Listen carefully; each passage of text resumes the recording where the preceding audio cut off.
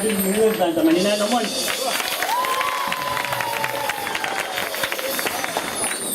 Ndiyabulela Mr MC uchilo wathi igama lakho lesibini Mr MC mandibulise kubantu esimenywe kunye sonke apha kule ndawo kodwa ke kungabuhlungu xa ngelombulisa uprincipal nestaff sakhe sonke ndizibulisela nakwisikolo sonke bonke abantwana abakwesi sikolo ngelihle igama lika Yesu Kristu Nkosi nomfeli wam amen. Andizuthetha kakhulu ke mna ke ndizawuzama into yokubana ndibe bumfitshane kuba nam ithambo lam anilidanga kakhulu. Ndizawuthetha ngento yokubana yintoni i-career kuqala. Kuba sithi career counselling, what is a career? I-career yi-journey yomntu nomntu okanye luhambo lomntu nomntu efunda okanye ephangela. Yi-journey oyiqala usukela ku-age 5 years uyotsho xa uyeka uretirisha kuthiwa hayi ke ngoku utyi pension zakhe. Sithetha nge-career ke ngoku it's either uyafunda usemva kwencwadi okanye uyaphangela uphangela lento ubuyifunda. So i-career yomntu ungathi into yobana it takes a lifetime.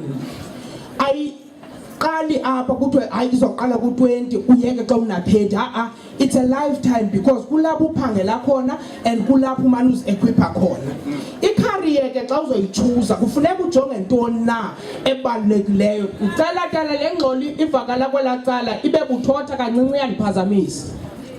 Kufuneka ujonge izinto ezinjengento yobana ziphi ii-gifts zakho, iziphiwo zakho zindawoni, uphiwe kwintoni ungumntu as a unique individual. Zithini ii-values zakho, uxabise ntoni wena apha ebomini. Mhlawumbi uphiwe kwi-maths phaa kwindawo yee-gifts okanye mhlawumbi ekuxabiseni kwakho uxabise uhoya abantu. Mhlawumbi unganesa ngolo hlobo because kunalento into yoba uhoyo lwabantu lubalulekile. Enye into ekufuneka uyijonge into yoba izi-strengths zakho ziphi na. Abantu abenze oma-economics bazawuyazi kwakhona into kwakuthiwa ngu-SWOT analysis.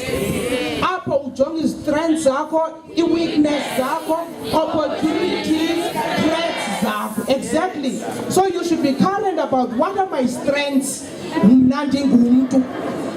Can you sit in front of a computer mhlambi from 8 to 5 o'clock usebenzana naloo nto? Can you be able to talk kwinginginya zabantu? Is that a strength to you okanye you are somebody who's shy and who can't stand in public? So also choose ezo zinto. You need to also be aware of such things. Nenye into ekufuneka uze uyiqonde uyiqaphele into yokubana kwezi gifts zakho into yokubana usebenza kakuhle kwi-environment enjani. Would you rather be someone who sits there alone e-ofisini uziphangelele lento uziphangelela yona okanye uright xa nisebenza in teams and whatsoever? So before you choose a career kufuneka uqala uzazi wena as an individual. Singekayi kwi-career qala ufunde wena uzi-understande wena u-understande as gifts u-understand i-values, i-strengths, i-opportunities, then ukwazi ke ngokukhangela into that is in line okanye ehambisanayo nantoni nezi zinto zakho. Yabona ke ndingumntu okhe wayifunda neBhayibhile. Xa ndifunda apha eBhayibhileni liyandiphazamisa lacala i-RCLs azikho to. Xa ndifunda eBhayibhileni kukhona u-1 Corinthians chapter 12 u-1 to 31 andizumfunda wonke but pha uthetha ngento yoba singumzimba mnye kodwa sine malungu ngamalungu omzimba. Uthi ke xa ihamba nayo umbhali phaa kulaa ndawo uthi singaba la malungu akasebenzi ifunction eyi-1, akenzi into enye emzimbeni, asebenza ngokusebenza but ibe nendawo ethi alikho ilungu elibaluleke ngaphezu kwelinye ilungu. Noba mhlawumbi ingalo ayikwazi ukwenza into inyawo eliyenzayo kodwa ingalo ayinawuqhayisela inyawo ithi ndingcono kunawe. Same as kwi-career zethu, akho career ebhetele. Ayikho laa nto kuthiwa hayi xa ndiligqwetha ndibhetele, xa ndiyi-psychologist ndibhetele, xa ndingumntu owenza iti andibhetelanga okanye ndibhetele. Uyayibona laa ndiyithethayo? Zonke zinto, zonke ezi careers ziyadingeka. esiphiwo na unaso siyadingeka so that sithi xa sezizidibanisile zonke ukwazi uphuma into enhle nesebenzisekayo. Yabona ke zikhona izinto ekufuneka usiqaphele phambi koba uchoose career. Benthe ekuqaleni funeka uzazi ba ungubani na. And uthi ke ngoxa usogqibile uzazi ke ngoku nazi ezinye izinto ezibalulekileyo xa uzochoose career. Khangela zeziphi ii-careers ezi-available ezikhoyo. Yabona ke kudla ngoba khona iincwadi ze-universities kuthiwa zii-prospectus. Uyajonga phaa kwi-prospectus kamnandi nina seninazo ne-internet kwezi ntsuku ukhangela ujonge naphaa kwi-internet uba zeziphi izinto ii-options endizifumanayo career wise. Number 2, ukwazi uhlala phantsi usilethe noba ziyi-2 or 3 ii-careers ocinga uba zingakufanela ngokwale personality yakho nendlela wena wakhiwe ngayo. Abanye abantu bayakwazi uzenzela loo nto, abanye abakwazi. Xa ungakwazi usohluleka kukhona into ekuthiwa zii-career counselors, ii-psychologists, where uhambe uyobhala ii-psychometric tests. Ii-psychometric tests zizinto ezitshekisha into yobana izi-strength zakho zilala kweliphi icala ngokwasengqondweni. Ufike wenziswe i-career assessments phaa, ukhangela i-personality yakho, ukhangela ubuclever bakho, i-aptitude tests zakho, nazo zonke ezo zinto ufumanise zezinto futhi ngamanye amaxesha uthi xa u-aplayishele kuloo university kuthiwa uzobhaliswa ii-test ezithile uba uyafitisha nakule career, zezo aptitude tests. So uyakwazi uzenza kwi-psychologist, uyakwazi uzenza naxa usowufika phaa e-university. But kuhle kubalulekile into yoba sometimes uzenze kwi-psychologist. Why?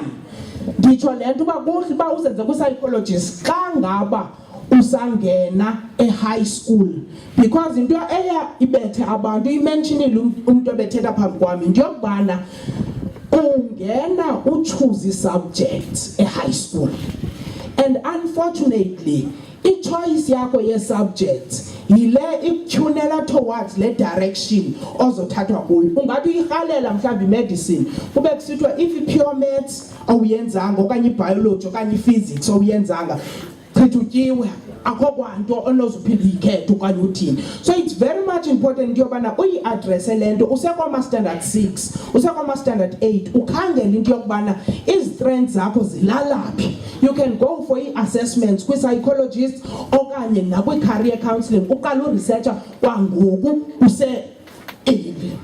Mandidlule apho. Utshile ke omnye umntu wathi funeka uzazi into yobana wena ufuna ntoni na. Akho nto imbi njengomntu othi xa ifeylisha e-university athi bendihleli ndingayifuni kwale career, into nayo ndanyanzelwa ngabazali. It should never be a choice yomzali i-career kuyo. It is always about what you want, so that uhlala passionate. Ungabi ngogqirha okanye unesi ofumaniseka uba kuyafiwa kuyenziwa yonke into kodwa ukhona, but because you are not passionate about this career that okuyo. Enye into omnye umuntu ke wayibalula bethetha phambi kwami indaba ye-role model. Fumana umuntu okwazi ukopi pattern apha kuyo uqonda hey lo muntu indlela enza ngayo wenza ngolu hlobo. What do I mention? Wathi ngamanye amaxesha kha kude uyompangelela lo muntu noba kungoya holiday jobs, ukhangela into yobana what skills can I get kulo muntu okanye ndingafunda ntoni na more about the career, i-experience ndingayifumana kanjani, because uzawubhala i-CV ngenye imini funeka urefere to la experience okhe wayifumana ne-exposure yakho izawukwenza into yobana ube excited ke ngoxa uyifunde encwadini ubuqonda uba ndandikhe ndayibona nantso le nto sasiyenza phaa singayi-understand. Uyibona ke ngoku soyibona encwadini but seyi-relevant kuwe because wena you have been exposed to loo lantuza. Now, i-career guidance ke le sikuyo namhlanje iyinto efana nento yokubana silungiselelwa sinikwa i-advice ngabangaphambili yento yokubana singachuza kanjani i-careers zethu. Number 2, into esifundisayo into yobana kwezi careers esikuzo kwenziwa ntoni ncakasana. Ngoba usenoyichuza i-career ungekho detailed okanye uyazi into yobana kwenzeka ntoni unento into yobana ndifuna nje imali elapha ngaphakathi okanye ndicinga uba noko aba bantu babizelwa phezulu mhlawumbi xa ungumfundisi okanye xa uligqwetha okanye kwathini. But i-career guidance is very important. It gives you into yokubana phaa ngaphakathi ufika wenze ntoni kule career. Ikhona i-quote endiye ndayifumana emntwini ebisithi career success is highly dependent on the compatibility between personality of the incumbents and the job traits requirement. So ithatha ukuthi lento ukuze ube successful kule career uyichuzileyo awuvele nje ungene career nakanjani na kuxhomekeka laa nto kuthiwa yi-personality. I-personality ukhona umuntu oyaziyo apha? I-personality laa nto isenza uba sibe unique, le nto ukwenza uba wena wahluke komnye umntu kuthiwe hey i-personality traits zalo mntu okanye izinto ezimenza uba ohluke kulo mntu zezi nezi nezi. So xa uchuza icareer ibalulekile into yoba i-personality yakho uyazi ndingumntu okholiseka xa kwenzeke kanjani na okanye ndingumntu okwazi ufunctiona kanjani na. So i-personality ke ihamba ne-values, ne-attitudes zethu, ne-memories zethu, ne-relationships ezi sikwazi uzifomisha apha ekhayeni. Ungumntu okhawulezayo uba nomsindo, ungumntu okhawulezayo uthini because if ungumntu okhawulezayo mhlawumbi uba nomsindo ubuyophangela nabanye abantu ithetha ukuthi uzoba nomsindo napha emsebenzini uba kanti ithiwa yenza into ethile ngolu hlobo uyayibona. So bemele uba ke ngoku ukwazi uzigeja ngokwe-personality yakho. Because unfortunately i-personality ayitshintshi ihlala for a lifetime noba i-situations zinjani na. Now ke kukhona umfo xa ndiyeka ndigqiba owabhala nge-personality types uthi khona i-big 5 traits. Xa ithetha nge-big 5 personality traits uthetha nge-openness to experience, athethe ngo-conscientiousness, athethe ngo-extraversion, athethe ngo-agreeableness, athethe ngo-neuroticism. Mamela ke xa izicacise izinto uthi openness to experience uthi ngumntu okwaziyo uboniswa mani uyaqonda ube creative ufumaniseke into yoba uyakwazi uba independent uyakwazi uthini. Uyabona ke abantu abanjalo baye balunge kwa-arts ufumaniseke ubhala ingoma lo mntu okanye ubhala into ethile kanje nakanje okanye ubhala ipoem uyayibona laa ndiyithethayo. So linkisha ke ngomntu yoba how creative are you wena if uscorisha high kule nto kuthiwa ngu-openness to experience ithetha ukuthi ungalunga kwenza careers zeento ezithetha njengantoni ube yi-musician. Eyesibini ngu-conscientiousness. Conscientiousness ngumntu osoloko prepared, ngumntu o-disciplined, ngumntu ohambe efolweni qho akaphazama kenzi nantoni. Thetha ukuthi uyabona ke lowo uclever kooma-maths nako-science and apho angaphelela khona ngaphelela abe ngugqirha okanye mhlawumbi ade abe yi-surgeon. Uyayiqonda i-surgeon abantu baqhaqha abantu ngoba kaloku uprecise yena and uyaqwalasela wenza ngolu hlobo bemlwa kwenzeka ngalo. Adlule ke omnye umntu sorry kancinci sendiyeka tana athetha nge-extraversion. I-extraversion ngaba bantu basoloko banokubele bayancokola bafike bakhawuleza baqhabalake bazirelaxele bathini kanje naka. Yababona kabo bantu banjalo angagood mhlawumbi omnye afika bengupastor cause warm kulula uba ancokole nabantu kulula uba athini angangupastor omnye angayi-social worker omnye angathini uyayibona because ukule line ethetha ngo-extraversion uyaqhabalaka. Agreeableness umntu apho okwaziyo uba nosizi ngemeko yomntu uyayibona. Ngumntu ongakwazi uba umtruste, ngumntu okwaziyo uba supportive. Yiya ke ngoku uthi ke ngoku ndichuza xa nale personality trait u-agreeableness ndichuza uba inesi ndichuza uba ngugqirha because kaloku uzobe uhoyana neemeko zabantu abadinga ucengwa nabadinga uthini. So xa ungenayo le personality character mhlawumbi uyithe wena yho amanesi ayaqashwa mandiye nje nami ndifake ndithini ithetha ukuthi ngoku uzawuthi sowungaphakathi phaa ebunesini uthi andiyi-enjoyi le career yam ngoba aba bantu bayandidina mna bafuna uba babe becengwa besithwani uyayibona. So i-neuroticism yona the last personality trait ithetha ngabantu aba-anxious naba-emotional naba-self-blaming, abantu abangalunga kwi-careers ezinjalo mhlawumbi ngabantu abakwi-acting. Yababona uKarabo mhlawumbi nakozalo nakobanibani 1 minute uyalila, the next minute uyakwazi uqina okanye bebold athi sothi kanje nakanje. So uyakwazi ukuthi ebula career akuyo yakwa-acting yaqona avelise ezindidi zemisindo nento ethile, uyakwazi uba arelay ii-emotions zakhe ziphuhle nakubani ukuthi yo umbonini indlela ebefutha ngayo ndizombukela nangomso. It's because unesiphiwo, i-personality yakhe is in line with what? With i-career yakhe.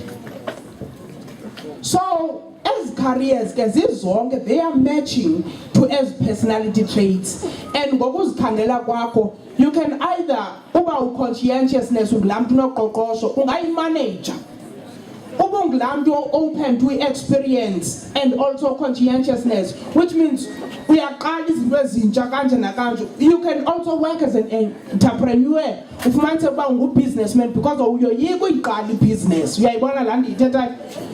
Kanti if ungumntu mhlawumbi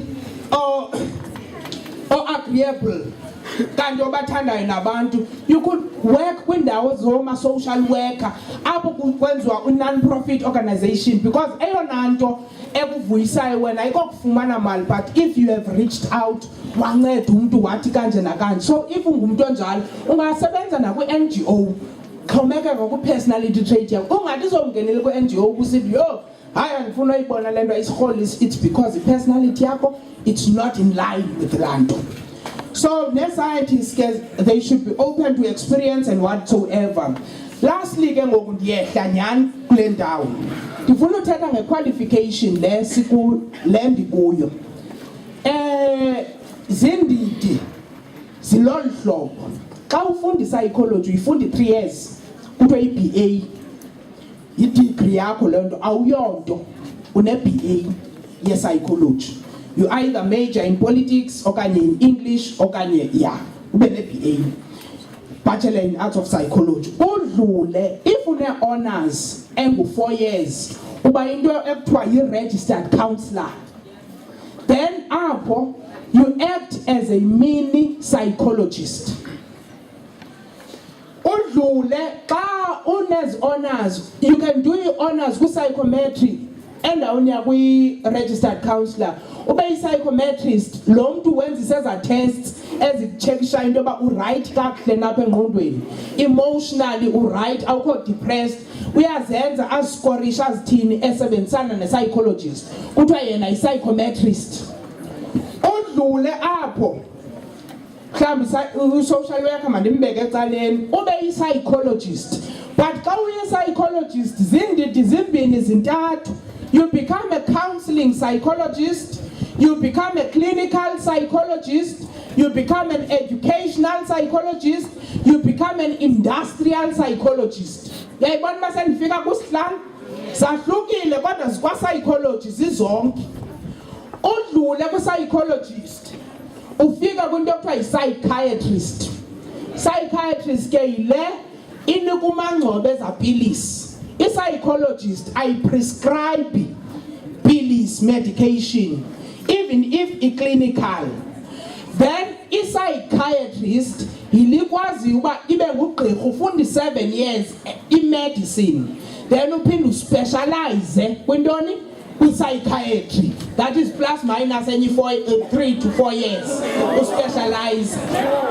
Uze ndiyahlala phantsi ke ngoku ube yi-psychologist and take 3 years ye-BA, 1 year ye-honors ube ne-B-Psych, 2 years ye-masters. Kuthiwa ke ngoku yi-psychologist une-masters ibe yi-1 year or 2 years yentoni ye-doctorate kuthi udoktor bani. So i-plus minus 7 years ye-psychologist xa iseyiphelele. Enkosi, ndiyabulela.